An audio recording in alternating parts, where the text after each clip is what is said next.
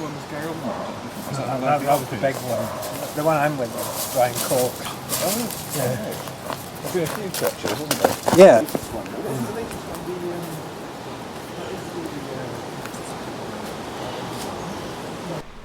Hi, I'm Charlie of the Elephant and thank you for joining me on the Ardblair Stones YouTube channel.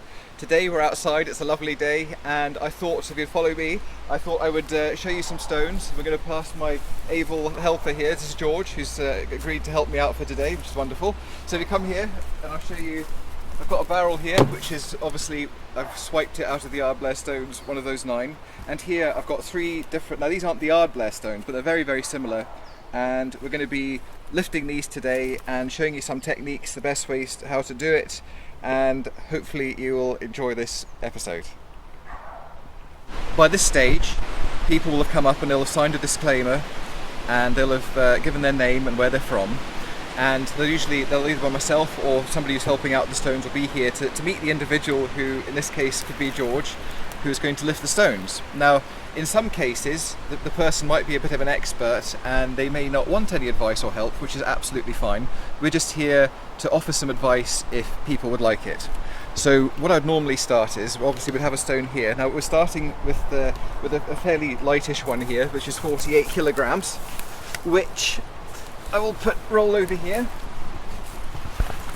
Now, so the stones would normally be like in front of the barrels like this. Now if there's been a few runs at the stones, it's not unusual for there to be a certain amount of dips in front of the barrels from where they've been dropped, which is bound to happen. So if somebody's really keen and they're looking for a really fast time, it's perfectly acceptable if they want to walk up and check all 9 stones before their run and maybe roll them out of some holes and things to try and give themselves an advantage. That's absolutely fine, but not everybody does that. It's usually the sort of the pros who would do that. That's why George probably would have been doing it, of course, had we the 9. If this was one of the Ardblair stones, this would be sitting at between 3 and 4. So I thought I'd bring that down just to give you a sense of the different weights of the stones. So this is 48 kilograms, so it's a fairly lightish one. So what I would say to people if they wanted advice would be to stand directly over the top of the stone so that the centre of gravity is straight over it, so not sort of pulling themselves into it. So if they do lift it, it's not going to roll backwards or forwards. Now in some of these stones, if you look really carefully, this one is very hard to see. In fact, it's nigh on impossible. No, it's subtle, but sometimes if you look at the top of the stones, you can see a natural seam, which there's like a raised bit, and that's quite a good thing to identify if you can see it. Now I'm not talking about this seam here, I'm talking about on the actual top of the stone. It'll be very subtle, but if you can see that, then you know exactly where the centre of the stone is. So if you've got your arms on either side of that, you know the stone's going to be perfectly balanced. Another little subtlety with these stones is that underneath they're actually quite rough, and this is from the sort of the moulding process.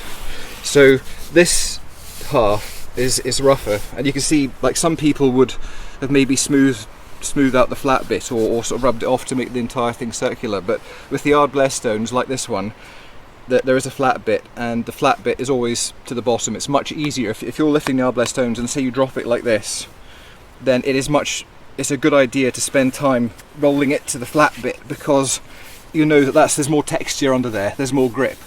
So it's just a little dodge which might come in handy.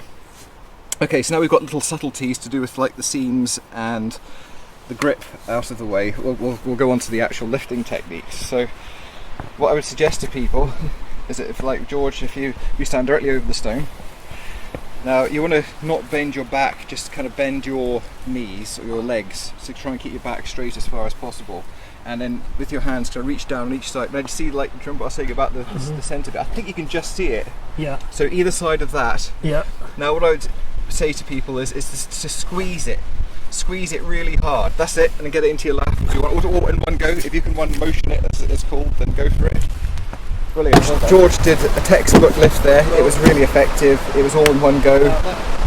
He one motioned it, as it's called, where you don't really have to rest it in your lap or anything. You can just do it in one movement. So what he did was he found the centre point on the stone, and he took his arms, he bent his knees, didn't use his back like that, made sure his knees were bent, stood directly over, and then you've got to really you've got to kind of almost roll the stone if it's a big one and it's tricky, and then squeeze it. So you should really feel it in your forearms here.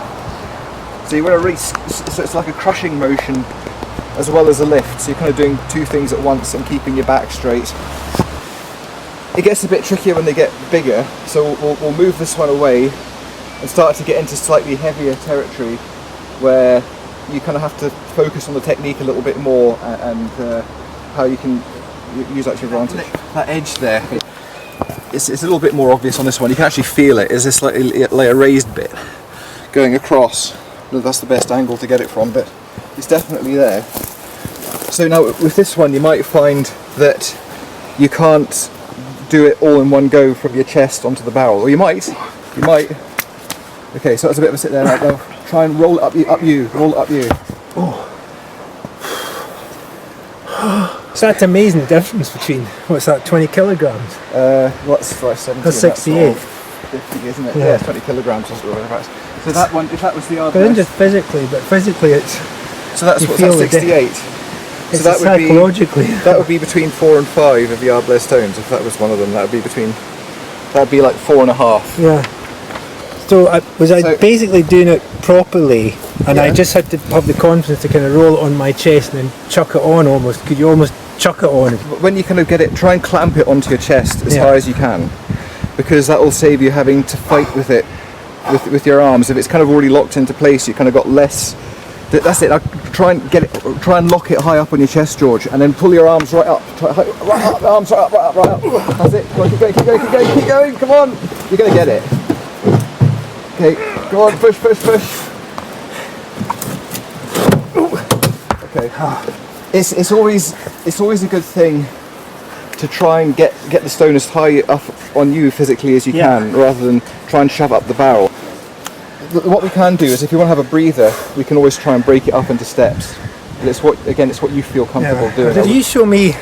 I'm going to deliberately lift it into my lap, and then I'm going to have a break with it, have a rest, and I'll show you what I mean.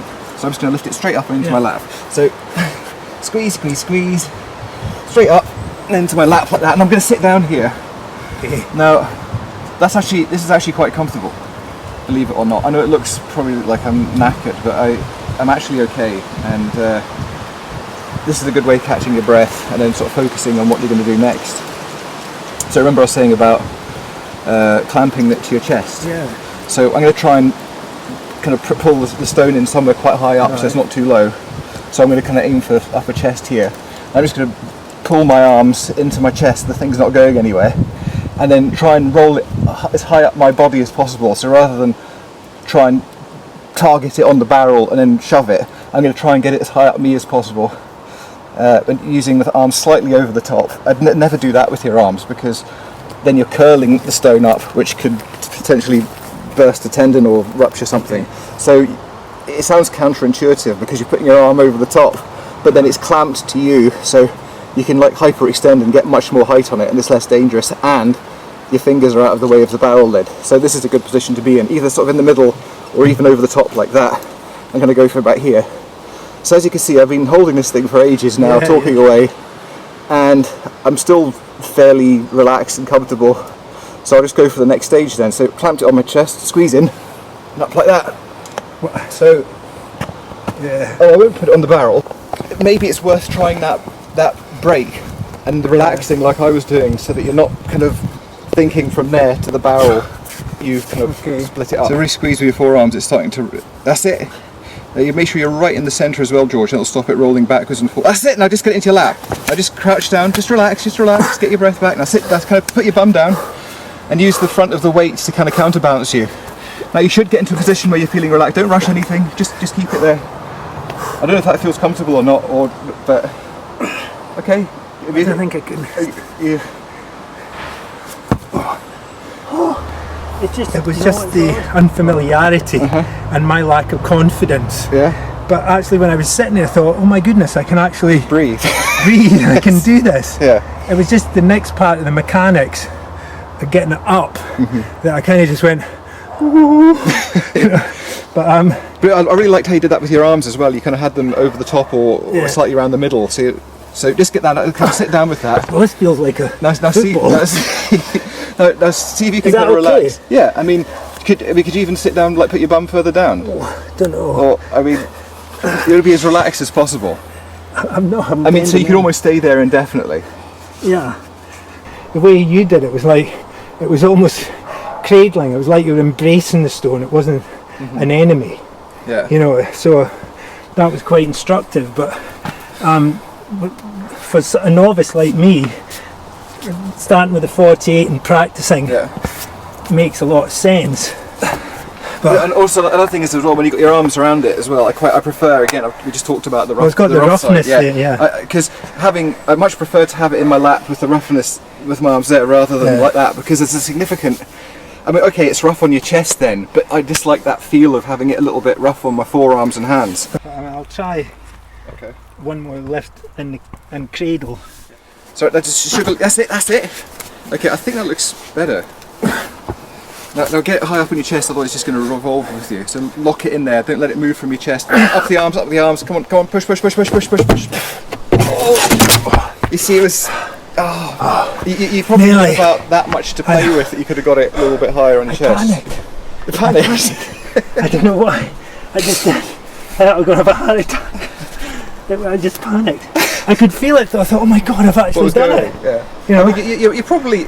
Yeah. I mean, what you could have got on the height in your chest would have easily have. But I felt when I got it on my chest, I felt, oh, this is the perfect position. Yeah. I can actually just go plop. Probably actually just above the actual. But I did feel that up until then being really low. But when I got it up here, I thought, yeah, it's just a matter of plopping it on the thing. So, yeah, but I need a little break. Fair enough. If you just try and aim for your chin. Yeah. Just really concentrate on getting it off your knees, clamping it somewhere like in there. You're not in the middle. Oh. Because it rolled towards you. Come on, push! Come on, George, you're so close. That's it. Oh man, that was agony. That was agony to watch. Oh jeez, I can't do it.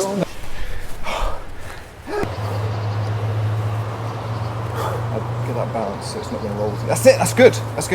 Right, now lock it high up on your chest. Try and keep it in contact with your chin. Now squeeze it into you. Up. That's it. Forwards a bit, a few steps. Come on, push. That's it. It's there. Well done, George. That's a good effort. A record, a PB, a record.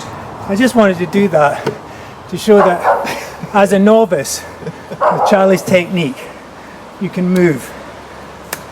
I jumped 20 kilograms in 20 minutes. But it's compulsive. That was a good effort. It's compulsive.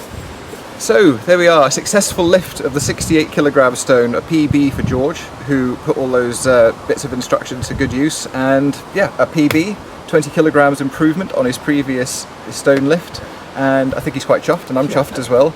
So a good result all round. So well done, George, and looking for what next logical step will be 100 kilograms, I reckon. That's what we're going to go for next. Oh, okay, thank you, Charlie, very much.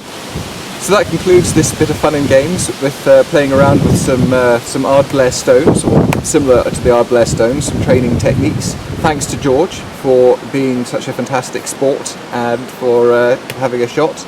If you enjoyed this episode, then please, I would appreciate it if you would subscribe to the Ardblair Stones YouTube channel and like the video. So until next time, thanks for watching.